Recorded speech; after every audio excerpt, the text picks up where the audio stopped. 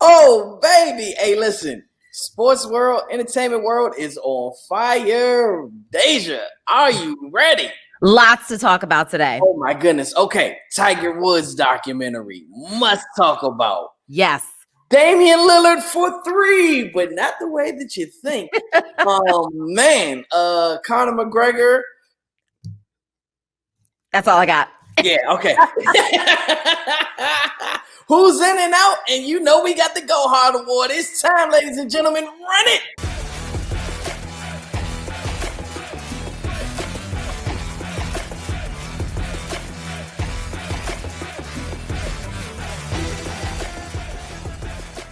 Yes, sir. You know we are giving you the best in entertainment sports recap. It's Deja Perez, yours truly, Aladdin the Prince. Run that back, and man, a lot of things to run back. Woo! Yes. All right, so let's start off with this Tiger Woods documentary. Tiger Woods. So when Al and I started talking about this the other day, so it was a 2-part documentary on HBO, and what were your thoughts on it, Al? Wow, so much to unpack. So, you know, when I started watching it at first, well, the way the first one ended, I was like, I hope this isn't a tear a brother down type of documentary. But as the second part finished up, I was like, okay, they did this justice. Learned a lot about Tiger. One, I learned that he was a Capricorn because I was watching this. I was like, wait a minute. This reminds me a lot of myself in certain areas, like just the way he handled certain things. Mm-hmm. But, you know, I think there is a lot to be said about the pressure that media puts on athletes. I think there's a lot to be learned as far as when somebody says they're not handling something well. I think we have to take a step back sometimes and be like, all right, we gotta give them their space, you know. But I think, you know, the biggest thing is, of course, you know, seeing him go through everything and the fact that he's back in a winning space and he's triumphing. It just speaks to just kind of his character and, you know, the things that his father instilled in him from a young age. And just the psyche of a winner. So that I think was one of the most interesting parts of it, right? For me, and I've been researching Tiger for a while because I'm working on a podcast about Tiger. So I knew a lot about Tiger, but I thought that this one actually really kind of showed a different side. I have to admit, when the scandal first broke, the Rachel Yucatan, or I'm not saying her name right, but the chick that ended the first episode. Right. I was like, this chick, woo, woo, woo. I had a lot of like assumptions about her, right? Because she stayed pretty quiet about things and everybody knew Tiger was married. So you did too. You know what I mean? But I didn't realize that they had much more of a relationship than, wrong as it may be, but they obviously had much more of a relationship than we were led to believe. I will also say what it gave me newfound respect for Elin, his ex-wife, because, you know, initially it's like, oh my God, what does she need $100 million for, or whatever she walked away with, right? But when you look at it, she loved that man and she really didn't want the fame. She was adamant about not really dating him in the beginning because of the fame, right? And I think that he protected her and they felt like they were in a bubble for so long.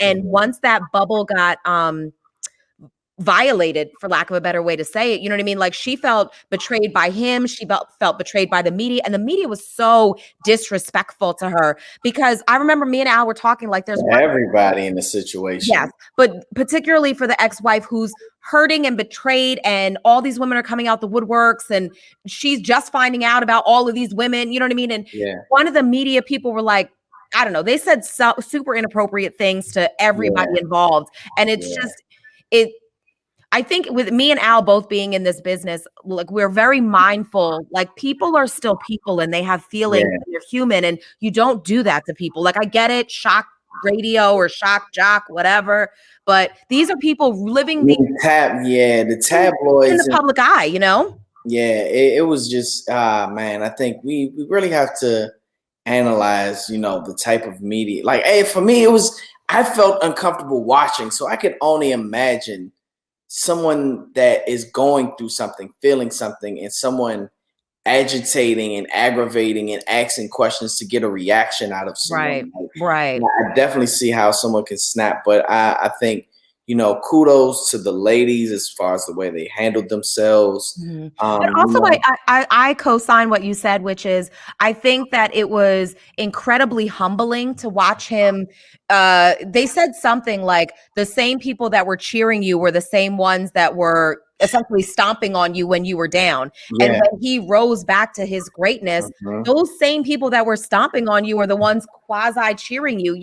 Be very mindful. Like that celebrity can come and go in a minute, but his persona, his demeanor, it seems so much more humbled. He's so much more grateful for the opportunity. At one point, he didn't even think he could play golf again. So to think you might not be able to play golf again, and then here you go win the Masters again, like that's bananas. It's crazy. And, I think we're actually going to see another level of Tiger because now his son, Charlie, as you can see, is identical to how he was as a child. So I think that's going to bring his love for the game back even more stronger than what it is. And I think now, I think the biggest part is now you're saying that he's just playing because he loves it. He loves it. He refound the fact that, well, I don't think he refound it. I think he discovered it for the first time because before there was so much pressure on him. It never really was fun because he had such responsibility put on his shoulders at such a young age. Now, I think they even mentioned that towards the end, like when he's out playing, before he never interacted with the other players. Now he's jovial and playful, like he's enjoying himself, which is important. Hey, well, shout out to Tiger. Amazing documentary. If you haven't watched it, we definitely recommend it. So HBO did a good job there. Oh, HBO does amazing work with it always. So, but speaking of Tiger and his kids, someone welcomes 2 kids to the world. Hey, congratulations going out to Damian Lillard. D for 3. Yes, him and his fiance. It's funny because when I first looked at this picture, I was like, did they have triplets? That's what I said. I was like, wait a minute. But no, it's just 2. And it's actually super cute because before they announced the pregnancy, the sex of the babies, because it's a boy and a girl. But Damian Lillard had actually tweeted, maybe I don't know, it was IG, whatever. He said, I'm a daddy now, happy for another boy, but this girl gonna hit different. And the little girl's name is Callie and the little boy's name is Khalid. Beautiful. Oh, man. Super happy for them. Yeah, facts. And that makes 3. That makes that's what I'm saying. That's their 3rd child. So yes, their 3rd. Congratulations to the Lillards. And the interesting fact about it is the babies were born on 1/21/21, which is actually a palindrome because no matter way you look at it, it spells 1/21/21. Yeah, you backwards and forwards. Nah, that's super dope. So them kids gonna be a handful. That's what that means. That part, man. Well, speaking of the world of basketball, Bradley Beal speaks out for the Washington Wizards. They've had, I think it was up to six games postponed due to COVID. They're very shorthanded. And Bradley Beal feels that, he doesn't think that the Wizards should be playing shorthanded right now. What do you think about that, Deja? I think he's completely right. How is that even fair? If these games count in the season, you're literally at a disadvantage. Facts. Yeah, I agree. I think it's going to be a very challenging year for the NBA. I think we're just really seeing the beginning stages of a lot of cancellations and things to come. But tonight, though, it goes down because Bradley Beal will be taking on his former teammate. We miss this guy so much, John Wall, man. But he's doing good things in Houston. But it should be a good game tonight. What you think is going to go down? Absolutely. I'm so here for it. I mean, I'm always team Wizards, but John Wall, he'll always be a part of us. Yeah, for sure. Well, we wish them both the best of luck. But go Wizards, though. Wizards all day long. Sorry, Wall. You know what I'm saying? Sorry, John Wall. We said we got to go with the home team. You know what I'm saying? Oh, man. Speaking of other anniversaries, today marks the 1-year anniversary of Kobe Bryant. I can't believe it's been a year already. I can't either. And prior to this, Vanessa Bryant had asked most of the media outlets to please be respectful on the anniversary. You know, a lot of people are going to be doing tributes and things like that. And she specifically had asked them to not air footage of the wreckage, which is understandable because these people are still, you know, not only did they have to grieve in such a public way, but they had to grieve in the middle of a pandemic. So it's not even like they had a chance to get back out there and try to, you know, have a sense of normalcy. You know what I mean? Like it's hard. I can't even imagine. I can't because it still doesn't feel real for me. Like And he was not your hurts. father. He was not your husband. Yes. Mm-mm. That was not your Yeah. sister. Yes. And it's not just, you know, obviously we talk about Kobe and Gigi. There were 7 other people on that plane. You know, they all lost, their families all lost people as well. And actually the LA Times is dedicating their entire sports section to Kobe, Gigi, as well as the 7 other people that were on the plane that day, which is going to be epic, I think. Wow. So sad. My heart like still breaks. I can't believe it's been a year already. Honestly, so much has happened in 2020. Like that was the beginning of it. COVID happened, and then Kobe and then COVID. Yeah, it was just downhill from there, man. It was a lot. Whoo, it still hits. Like when you just stop and think about it, it's like you can't believe he's gone. It's crazy because I watched a interview he did with Matt Barnes. Oh, Matt Barnes. Okay, yeah.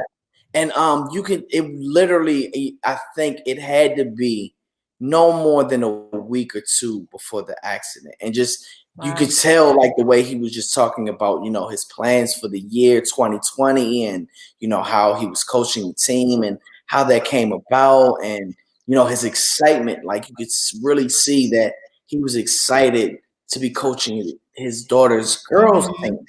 And just it's on top of that, though, you know, rumors started floating that he was about to start his own like shoe company, and he had a lot of things in the works. And I will say this, my prayers still go to Vanessa in a lot of ways, because not only did she have to deal with this horrible tragedy, but all the shenanigans with her mother. And I'm just very thankful for Lala and Sierra, like keeping her lifted in like the friendship, the sisterhood, and just keeping her and the girls' spirits up. Like, God bless them. Yeah, for sure. So definitely gonna keep it Mamba forever, though. You know, we gotta have that mentality. Always gotta have the Mamba mentality. So absolutely. Crazy. Well, shifting gears, someone that has the Mamba mentality, but it ain't work out for him in the ring as he made his comeback. Conor McGregor. Night. he joins the ranks of Night Nate. Night Nate, I should say. Yes. Nate Robinson got knocked out, and so did Conor McGregor TKO as he took on Dustin Poirier in a rematch. First match, Conor McGregor actually knocked him out first round. So this one we went second round. This one went second round, and yeah, Conor went night, and you know the internet is undefeated. So when you go night, you know what comes next. The memes, and I think we should run those. You still watching Netflix? But wait, because you know how Bernie Sanders has been getting everywhere since the inauguration last year. No, he didn't make the fight. Oh, no. Another one. I cannot. Wow. Incredible. Well, post-conference, you know, Conor says that, you know, MMA is a sport that you cannot, you know, you got to be active. Mm-hmm. And with him being inactive for almost a year, long time. Yeah, that's MMA is a very like your whole body sport. It ain't lightweight by any means. No, not at all. So, you know, to try to come back and be in and out. I'm glad you brought comeback, because there's a video that was going around of the cutest little kid ever. Like literally, if I ever have a child, I want it to be this child. But he was reenacting like a Conor interview. Let's take a look. Because of the trash talk, because of all the going back and forth, but you look very loose coming into this fight. I wanted to come in here and put on a performance, and I knew these featherweights don't understand. Until they get hit by me, it's a whole other ball game when they get hit by me. So I said I'd knock them out in the first round, and I knocked them out in the first round. You can call me Miss. Bruh. Yeah. I love this little boy so much. Impersonation and the lip sync is too on point. He's so cute. I can't even stand it. He had his little gloves on and his little, like, I can't. Too much. There was the walk for me, the Conor walk. Hey, wow. Kudos to him, man. So who knows, man? But Conor McGregor says that he's not done, and you will catch him back in the ring real soon. So, hey, this time, hopefully he stays more active and he's not in and out. But you know what? Deja Perez going to let you know who's in this weekend. Speaking of in and out. Okay. So in the NFC, right, the Tampa Bay Buccaneers took on the Green Bay Packers. Now, Al, if I am not mistaken, I do believe you were Team Aaron Rodgers. No, I was you were team Tom Brady? Okay. Team Tom Brady. I was Team Brady. Well, that's good because the Packers is out of there. Get out of there. Hey, yo, it was crazy though. I mean, you talking about two of the oldest quarterbacks in the NFC, baby, that have made it to the NFC Championship, and boy, what a game it was. I mean, both of these games were incredible, but man, came down pretty much to the wire because it was like 4 minutes left. Packers were it was like nail biting. Yeah. Whew. So that leads me to the AFC, right? Mm-hmm. Those Kansas City Chiefs and those Buffalo Bills, right? So now I did predict that the Chiefs would win, but I low-key wanted the Bills with their Cinderella story. I wanted them to be able to pull through, but I was like, but they are the Kansas City Chiefs, so low-key, I think they're going to win. They too good. They too fast. They're like, I don't even know. They just, when you talk about a team that has too much talent, that would be Kansas City Chiefs. Like literally, like, you know what I'm saying? Well, it's interesting because they were turning all the way up in the like the girlfriends and the wives and like Patrick Mahomes' girlfriend got on live or something, and she was like, "Don't make these comparisons." Basically, like they're trying to old and new comparison. You know what I mean? Y'all gonna learn. Y'all gonna stop making these comparisons. Woo woo woo. Hey, listen. I mean, I think that both games were like the perfect setup for the big game Super Bowl that we about to have. Like you had the best of the old guys versus the best of the young guys, and now you have Patrick Mahomes versus the GOAT. You have the greatest. We'll say the greatest of all time versus the greatest of right now.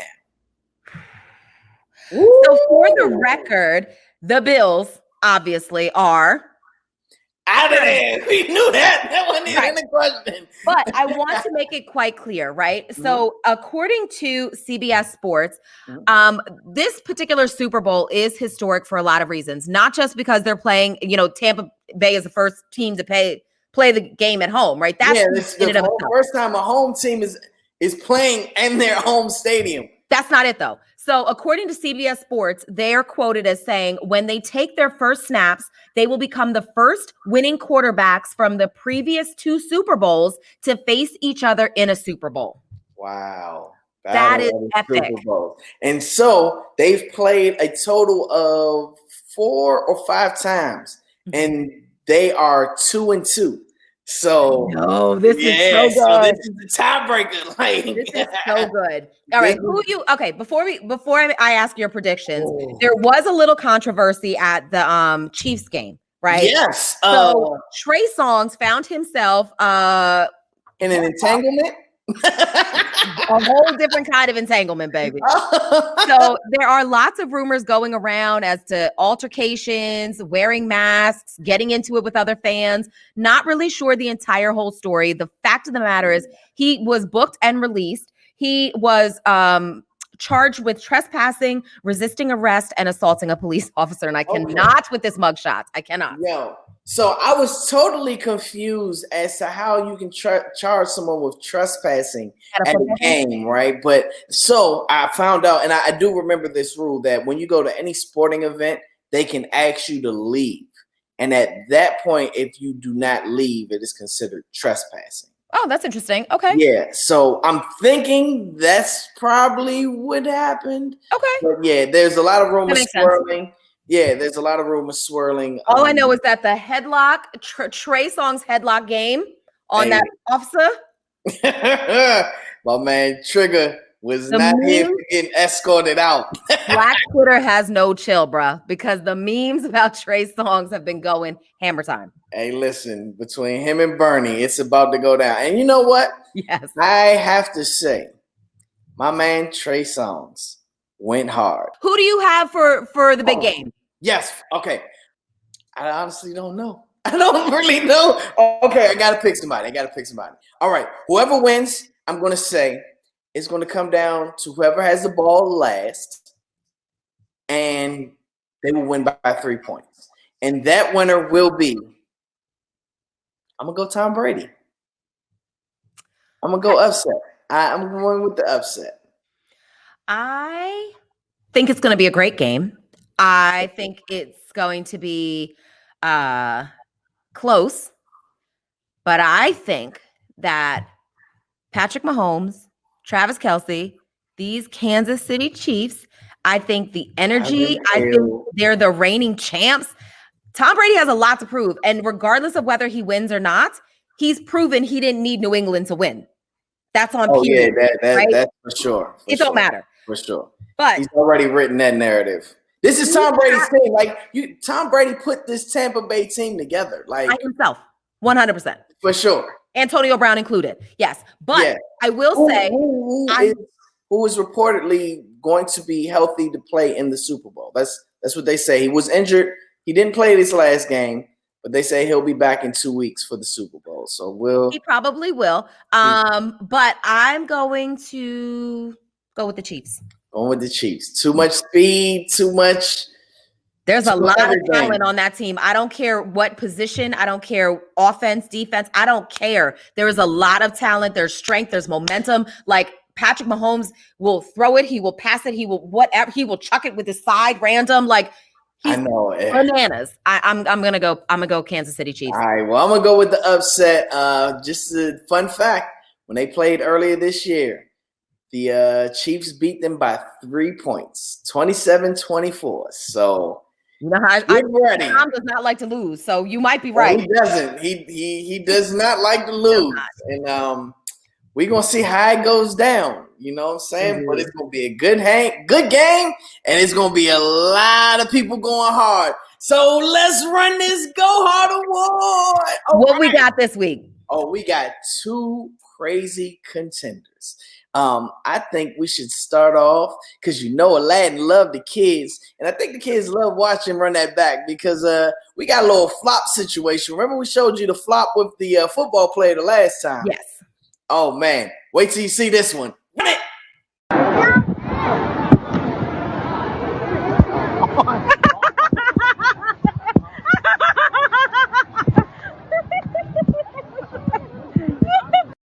It's a laugh for me. It's a laugh. Hey, listen, it was the spin and the fall. I was like, yo, really? Like, well, maybe it was just a delayed reaction. Hey, well, I don't know, but that's contender number 1. All right. Now, in basketball, right, mm-hmm. we tend to see, or we've seen people break the backboard. Yes. I got a whole nother level for you. You ready? Okay. I don't think you're ready. Run it.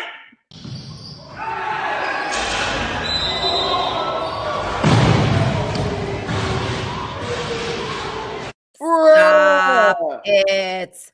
We not talking about, breaking backboards. No, he broke the whole gym. The game, literally. Just broke the whole gym.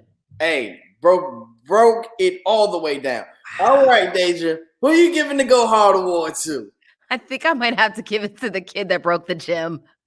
I think so too, because that's just next level right there. But look, please let us know your thoughts. We giving it to the guy in the gym. But if you decide differently, hit us up on social media. Follow us at Run That Back DMV on IG. You can follow me at Aladdin the Prince. Of course, I'm at Deja Perez. And until next time, we gonna see you. Run it!